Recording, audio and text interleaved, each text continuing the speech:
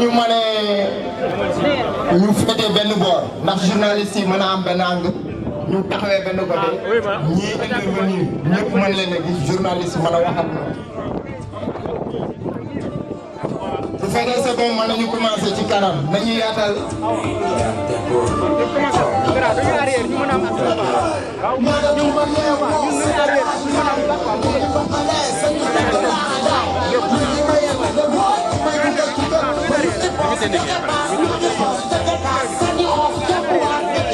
salaamaaleykum Sénégal salaamaaleykum ñi fi teew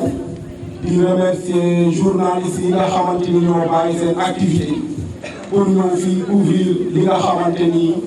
moo nekk marche wala point de presse bi nga xamante ni moom lañ initié pour dénoncer augmentation prix électricité bi. ci loolu dañoo nekk ci réew bi nga xamante ni à chaque fois dañu dégg ay augmentation par ci et par là te ñun askan bi dañoo am cër ci réew mi buñ demee ba suñuy gouvernant di jël yenn décision yi war nañ bàyyi xel askan bi nga xamante ni ñu ngi toog am ay jafe-jafe ñu ngi toog am fay courant saa daf leen a tëj defuñu loolu ñu naan ok dañ ñu yokkal suñu courant mën nañ jàpp ne tey dañoo commencé ci yokku courant bi mais d'ici peu de temps il y aura des conséquences yi lan la boulangerie yi dina taxaw ne ok yokku nañ courant bi man it dinaa yokku sama mburu yokku nañ courant bi tailleur bi nga xamante ni facture lay utiliser su ma demee di ñëwlu sama yére man it dinaa yokkaat li nga xamante ni mooy li ma fa daan fay donc les conséquences sont nombreuses te yoon la ñu jóg at yoon la ñu xamal suñuy gouvernant ne le pays va mal yoon la ñu xamal suñu gouvernant que ni nit ñi bu ñu xiifee amuñu lu ñu lekk yoon la ñu xamal suñu gouvernant yi ne ambulant baa ngi fii 8 heures ba 13 heures pour mu am benn 500 francs c'est tout un problème kon il faut ñu bàyyi xel ci askan bi bàyyi ci xel ci askan bi nga xamante ni tey bu yàlla di xiinoon tey amuñu fu ñu fanaan bàyyi ci xel ci askan bi nga xamante ni tey amuñu fu ñu fanaan ñu ngi ci mbedd bi ñu ngi taxawaalu par ci par là defuñu lenn lu dul ne ok tey dañuy yokkal suñu courant ñu teg ko ci lan ok ñu ngi dégg tey lan mu ne ok am na ay 6 pays yi nga xamante ni ils vont faire comme le Sénégal mais est-ce que ñun nous avons les mêmes trains de vie est-ce que lu ñu dund Sénégal loolu la ñu dund Mali est-ce que lu ñu dund Sénégal loolu la ñu dund en Côte d'Ivoire donc nañu bàyyi naxaate yi nañu bàyyi di bluffer le ministre le premier ministre Mohamed Boun Abdallah Dionne en 2018 moom moo fi waxoon ci campagne yi ne courant bi dañ koy wàññi wala du moo ko fi waxoon il faut qu'on soit sérieux dans ce pays-là il faut que suñu gouvernants yi commencé di ñu fonk di ñu respecter askan bi nga xamante ni ñoom ñooy fay seen i impôt ñoom ñooy fay seen jàng doom yi ñoom ñooy fay seen néeg yi nga xamante ni si la ñu nekk ñoom ñooy fay seen kër yi di leen di fayal lépp seen prise en charge kon yoon la ñu bàyyi yokk ba kañ le pays va mal te day ñun lu ñu lancé appel mooy lancé appel sénégalais yëpp muy fii muy feneen dans toutes les régions du Sénégal il faut que sénégalais yi jóg yàlla baax na mais yàlla bay sa tool munu ma ne ok sénégalais bi lépp luñ ko teg rek dina ne yàlla baax na waaye yàlla daf ne sabab lu leen ma may leen yàlla mooy maye dépense waaye boo tëddee sa biir néeg dépense du la fa fekk de da ngay jóg dem wuti ko kon yoon la tey suñu askan buñ taxawee di ñu teg yenn yi ñu nit ñu jóg taxaw wax ak ñoom xamal leen ne ok on est là lépp lu ngeen def ñu nekk 10 personnes 5 personnes 8 personnes on est là et on restera là on va dénoncer et on dénoncera pour toujours donc ñu ngi remercier presse bi donc di rafetlu initiative bi di lancer appel sénégalais yëpp nag ak fu ñu mun di nekk muy Dakar muy Sénégal il faut gars yi génn wax ak askan bi xamal leen ne li ñuy def neexuñu dem leen à Mali bañ yokkee mburu bi 25 francs population bi dañoo génn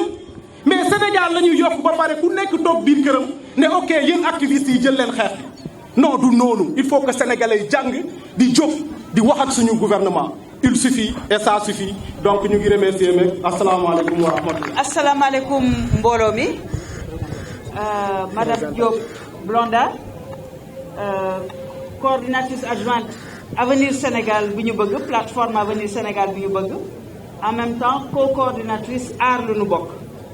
di wax ne que ci ñaari tur yooyu yëpp mouvement bi lii fi taxaw nii tey jii dañ ci jàppale ba mu jeex ndax xeex bi benn la yu bari ñi fi jiitu ñi ma jiitu wax nañ ko wante dama bëgg a xam dama bëgg a wax ak askanu Sénégal ne leen xaalis bi jeex na noos bi jeex na nax nañu leen ba fexe ba réélire ngeen tëdd seen kër xam nañ ne Sénégal bu ñu sànnee seen bulletin ba pare ña nga dem tëdd seen kër di xaar 5 ans léegi nag ñoom 5 ans yi ci des ñi ngi seet naka la ñuy lekkee liñ fi jot a jël ñi jotul am wuti trafic drogue ñi jotul am def faux billet te dara du leen ci fekk ndax xaalis rek mooy doxal Sénégal xaalis lañuy naxee nit léegi bu ñu ñëwee tey jii ne dañuy yokk njëgu électricité njëkk a jël lu mat presque 129 milliards ci loo xam ne dafa waroon dugg ci askan bi dugal ko fa doole ci ne dañu soxla yeneen 12 milliards yuñ ci bokk ma ne waaw xanaa dañu fi doon vanté ne am na benn DG bu extraordinaire boo xam ne mooy régler énergie Sénégal ba def ko ministre de l'énergie teg ko defal ko promotion ma ne ki ko wuutu bëgg a def audit ñu ne ko déedéet toogal lu tax loolu ki ko wuutu ñëw taxaw nañu léegi moom dafa soxla 12 milliards yooyu mais 12 milliards yi mais lu tuuti la ci budget présidence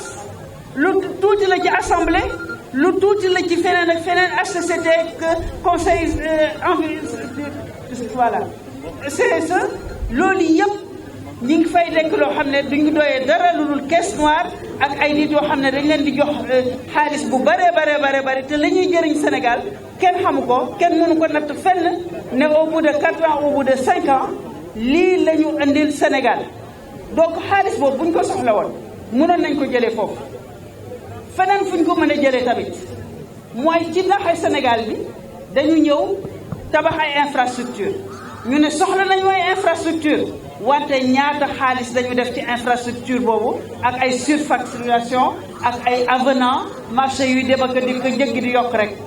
ba xam ne fi mu nekk nii presque suñu 4000 milliards yi 1000 milliards yooyu loolu lay fay ci bor yëpp day dellu bu ñu soxlaa tamit boobu xaalis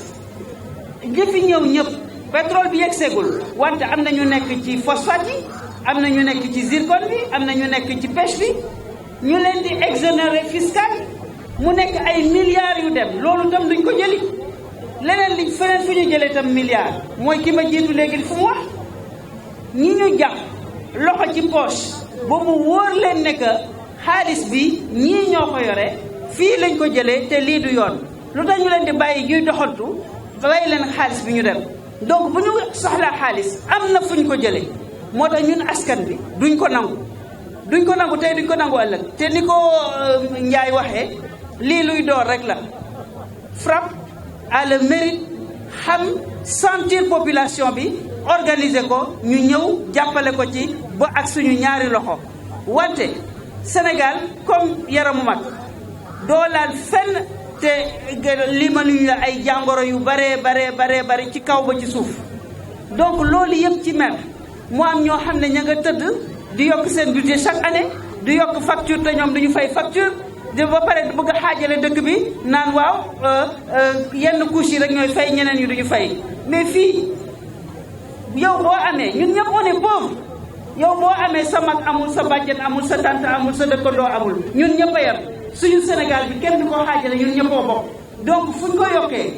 boo liggéeyee sa entreprise di nga ko yëg sa kër di nga ko yëg boo ko yëgul sa borom yëg ba xanaa ñoom ñu dul fay facture ñoo ko dul yëg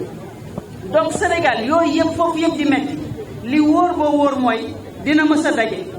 ndax pendant ce temps ñoom yëguñu métit bi fan la yëguñu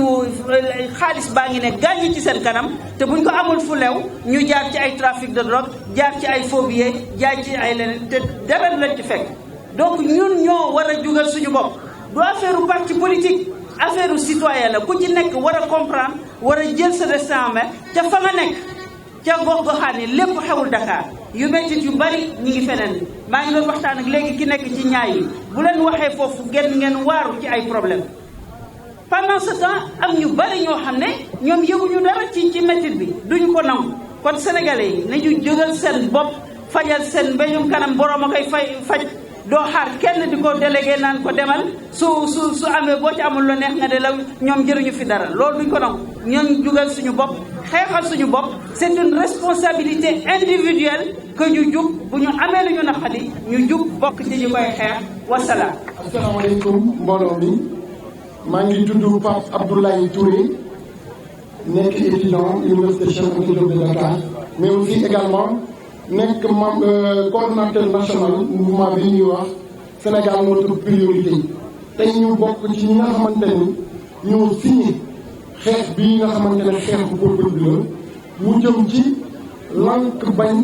pour ñu bañ a yokk li nga xamante ne mooy njëgu courant ci fàttali mbokki journaliste yi ci fàttali mbokki sénégalais yi ñuy suivre que ni samedi bii passé samedi bële le 16 novembre bii ñu génn ñun waa Sénégal notre priorité woote woon nañ ci ab manifestation jóge si dem rond point RTS ànd ceeg mouvement yi fi nekk muy frappe dégage ànd ceeg les gilets rouges ànd ceeg nitu dëkk des valeurs ak yeneen i mouvement yoo xamante ne ànd nañoo woon ak ñun lan lañ doon xeex lan moo taxoon ñu doon manifester c'était pour lutter farouchement contre les détournements scandaleux de deniers publics maanaam alal ji waroon jëm ci askan wi un poignée de la population ñi nga xamante ne ci gouvernement bi lañ nekk détourné ko dugal seen i gafaga yóbbu ko seen i compte bancaire yu nekk à l'extérieur ba pare nag kenn du ci wax ou fan la procureur de la république nekkoon boobu la jamono ak ñeneen loolu lu tax ma rappelé ko dafa am solo lu tax mu am solo mooy loolu tey lii mooy conséquence yi je vais vous le dire aujourd'hui que ñu war a jëm ci askan bi bés bu jëmul ci askan bi ñeneen jël ko dugal ko ci seen i yëf yi bopp ci seen i mbir personnel mais askan bi nañuy toppaat di yokk courant yokk nañ ciment bi fan yële ñu génn fer bi dégg naa ñu ne yokk nañ ko gasoil bi yokk nañ ko tey mburu bi yokk nañ ko comme ni ko sama frère waxee tey ñi yokk li nga xamante ne mooy électricité bi mais su fekkee alal bi war a jëm ci askan bi pour saafara seen i jafe-jafe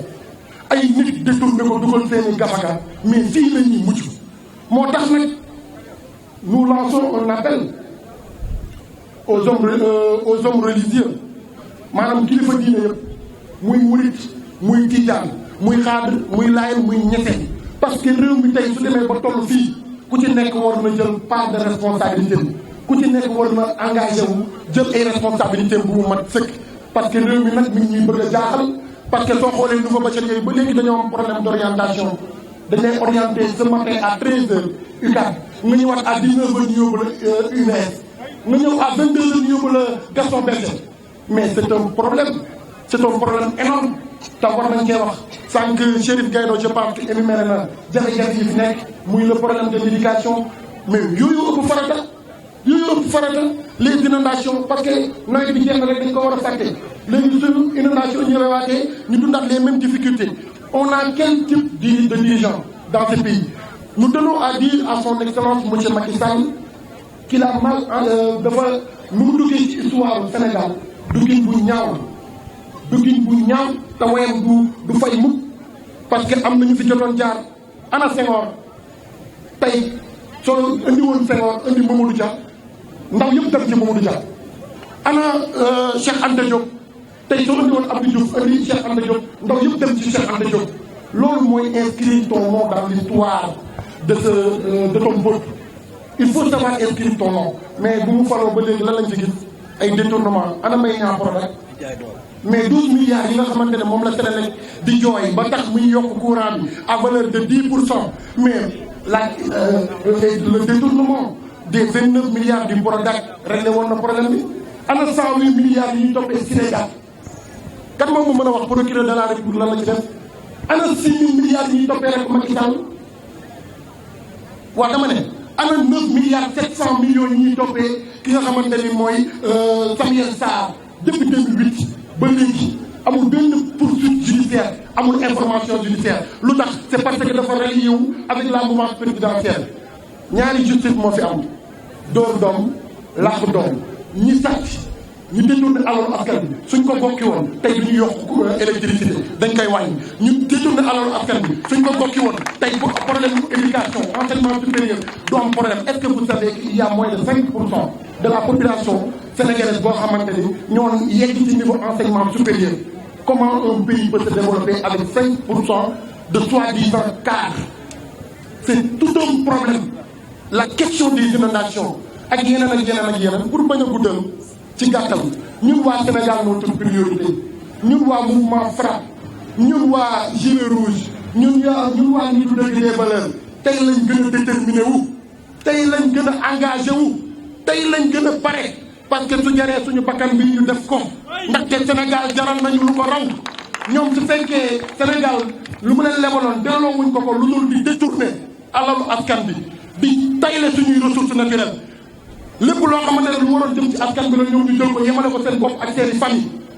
ñun askan bi réewu Sénégal defal nañu loo xamante ne jaral nañu suñu bakkan parce que dëkk bi ñu juddoo moo ñu assuré suñu santé moo ñu assuré suñu sécurité moo ñu assuré suñu éducation moo ñu assuré leneen ak leneen moo tax lépp lu mu leen jaral ñun jaral nañu lu ko raw. jërëjëf kon boog du ñu nangu benn yoon augmentation illégale prix bi nga xamante ne moo jëm ci électricité bi. je vous remercie. dire que la Sénélec est une vaste entreprise d'escroquerie et de spoliation. À sa tête, nous avons un directeur général qui a fait hier dans la mauvaise foi.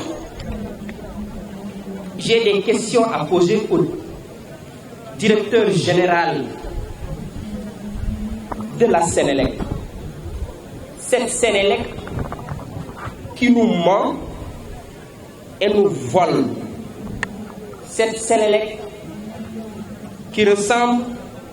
à l'histoire d'une femme à qui on a tout donné,